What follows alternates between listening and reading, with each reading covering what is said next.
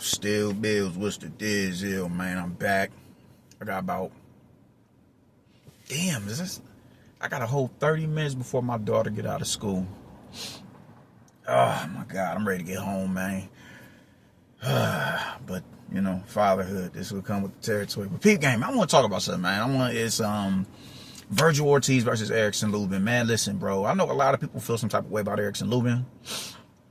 Lubin is actually one of the PBC fighters that I actually fucked with. Lubin, J-Rock, Frank Martin.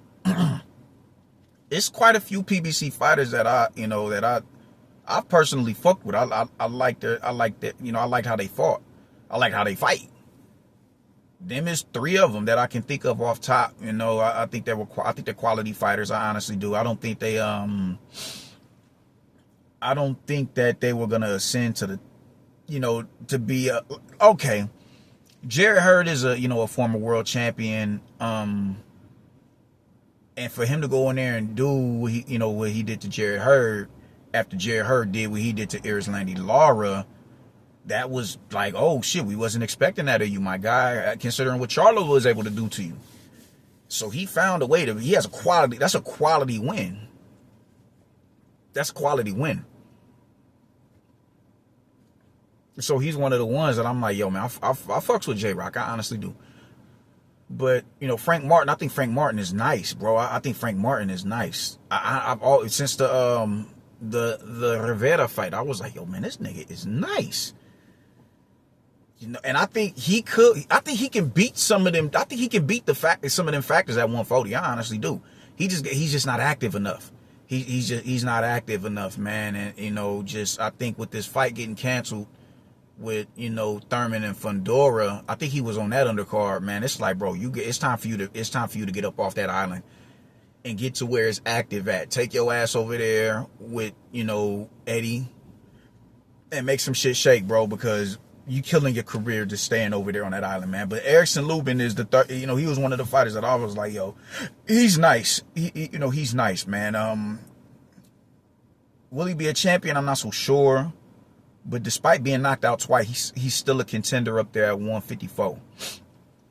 He's still a contender. And because he's a contender and he's been in with the fighters that he's been in with, Jermell Charlo, and he's knocked out Fundora, not knocked out, but he's knocked down Fundora in a war. Reyes. I'm really working on my Spanish, y'all. I'm really working on my Spanish with all my R's. So y'all gotta excuse me on that. Who else has he been in there with? Ramos. Banana, the same Banana that knocked out J-Rock. Lubin went in there and outlined him in chalk. He's been in with some reputable, some reputable opposition in there, man. He's been in there with some real reputable opposition.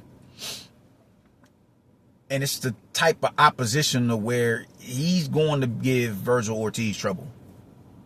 He's going to give Vergil Ortiz trouble because, just the fighting style alone. He's a boxer puncher. He can mix it up with you in the pocket, and his power is not carried up, but his power is proven at 140. His power is proven, bro. For him to go in there and not, I don't think he's banging as hard as Mendoza. Because Mendoza hit that nigga, hit him flush and just outlined him in chalk. He wasn't able to recover from that. Lubin downed him, but I think Lubin was also hurting him more. He was putting them together a lot better. He was counter effectively up until he got, because even after he got knocked down the first time, he was putting punches together real well, and he was winning rounds in that fight. And this is in front of a 6'6" fighter. For you to be able to find those countering opportunities where you're getting smothered, or even when you're at a range to where you're not going to be as easy to, he's not going to be as easily accessible as you are. And you're still finding moments to, slip the straight and put put the left hand down the middle and land it on his chin, or counter with the lead right hook. For him to be able to find those moments in front of Sebastian Fundora, he's just a lot more seasoned than Vergil Ortiz, bro. I'm going to be real. But, I think this is going to be a problematic fight for Vergil Ortiz, bro. I think it's going to be troublesome for him. I just do. With that style. Because Lubin is a real good counterpuncher.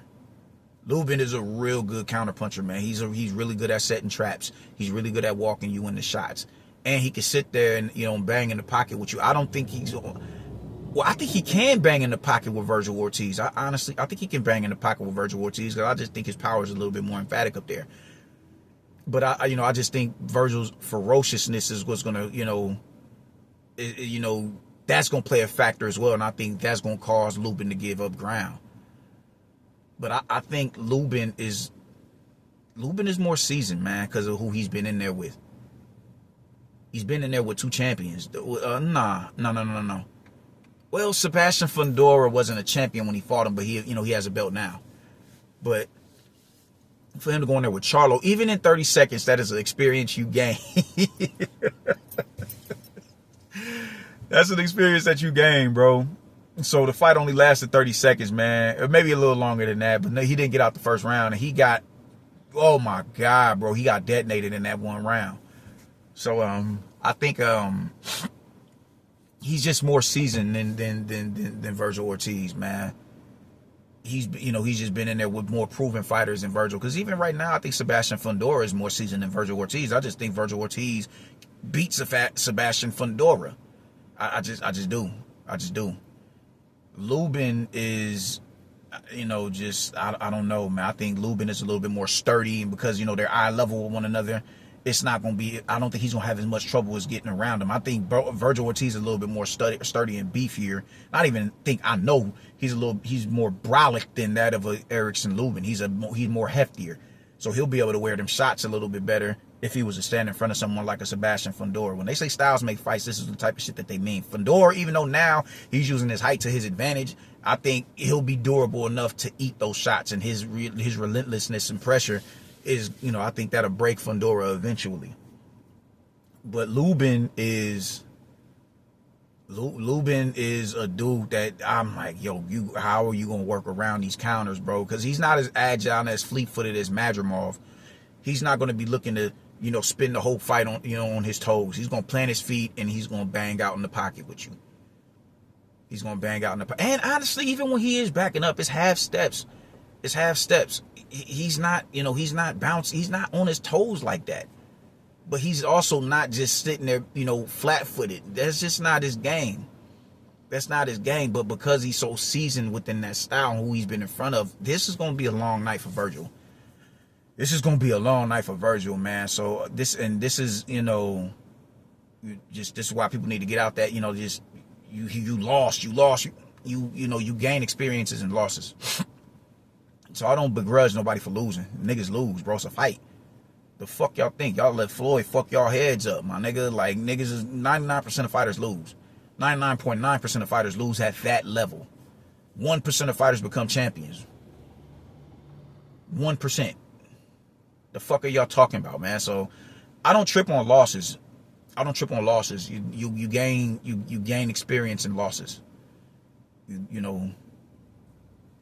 And in those losses, being the fact that he's been in a championship fight before and Vergil hasn't, that is going to play a significant factor, man. It's not it's skill. It's a amalgamation of things, man. It's skill. Yes, definitely skill over everything for the most part, but you have to be able to take that skill and apply it to who you've been in with. That skill, your talent level, that skill set that you have, you have to be able to translate that to whoever it is that's in front of you.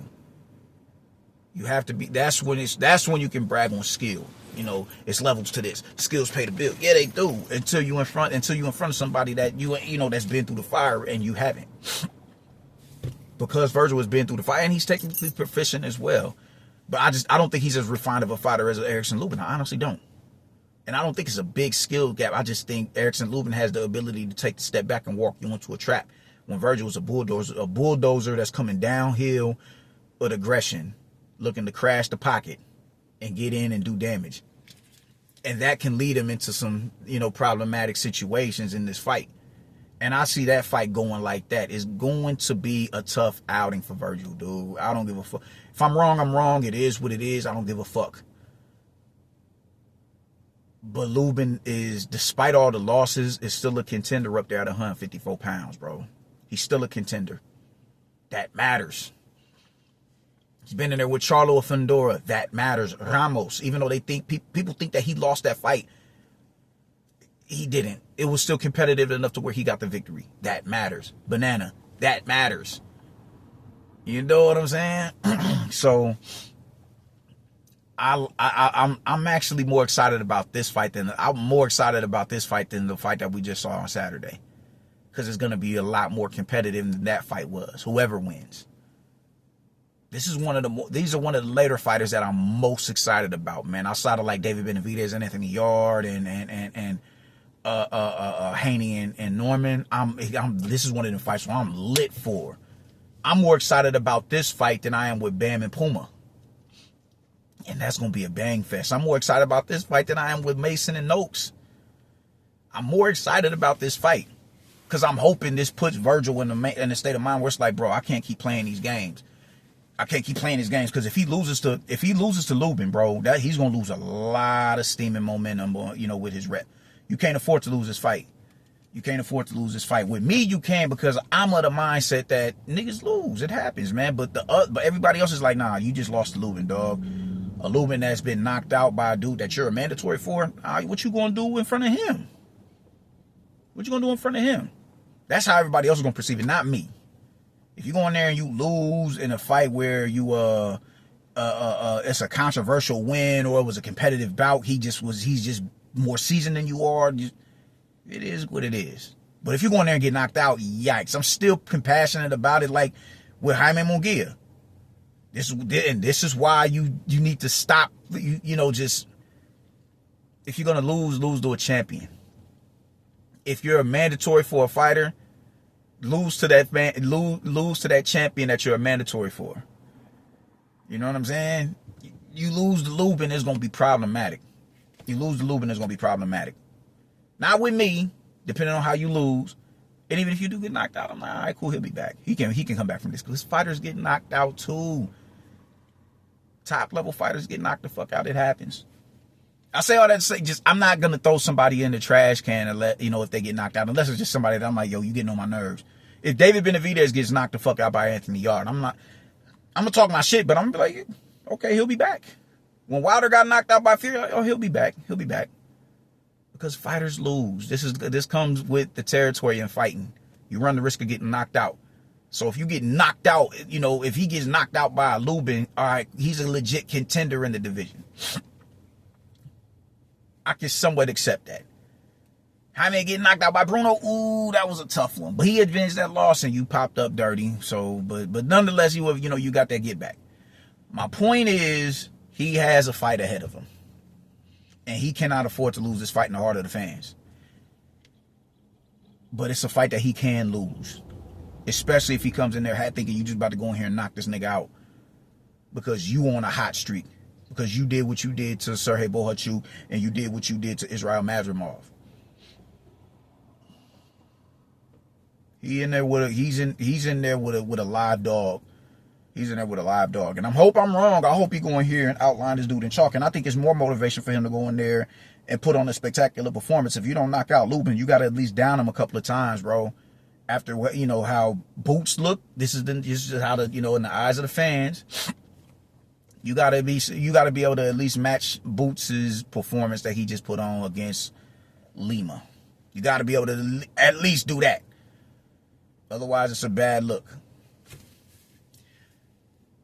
So, all in all, I'm excited for this fight more than any other fight. If you beat Lubin, you better be fighting for a belt next. You better be fighting for a belt next, because it's only so many times you're going to be able to take these types of fights with contenders as a mandatory before you lose. And when you lose momentum, and not just in the heart of the fans, but just you're getting knocked out of the spot that you're currently, sitting in as a contender, as a mandatory. So you better take that opportunity and capitalize on it and quit bullshitting, man. It's time to quit bullshitting. You letting dudes, like Xander. Xander is 22 years old and he already got a belt. If Boots ain't going, nah, bro. I would, matter of fact, I would like to see Boots in there. Shit, man, go holler at Charles Conwell, man. Go holler at the dude that beat Charles Conwell. I think that's, that would be a dope look for Boots too. If he decided not to go get a belt, he's like, let me get one more. Let me get my feet wet a little bit more before I go and fight one of these, because these champions ain't nothing to fuck with. But I just did a video about Boots, so this ain't about Boots. All in all, man, go and, after this, if you go in there and do what you're supposed to do with Lubin, take your ass up and activate that mandatory. It's past due. It's past due. And with, Fundora pulling out the Thurman fight, talking about his hand is fucked up, I don't know if they're gonna, because this is the second time that they've done this with Fundora, man. They just play games with him and just do little sucker shit to, just, my nose is broke, his nose is broke, now my hand is broke, and I don't know, man. I hope they don't, Fundora relinquishes the belt and then Vergil gets it that way. I don't want him to do that. Unless he does that, fuck a vacant title, man. When you're talented enough to take it from the champion. You're talented enough to take that belt from the champion. Take that belt from him and go unify. But if you get the vacant belt and you unify, all right, whatever the fuck ever. I'm cool with that. Bivor got a vacant belt. I ain't tripping on that one. I'd just rather see you take it from him. But if you beat Lubin, do not sit on your hands no more. And you better be properly preparing for Lubin. This is not going to be an easy fight for Vergil. He's not about to go in here and steamroll no Erickson Lubin. No. Because he's more seasoned and battle tested. But I think you have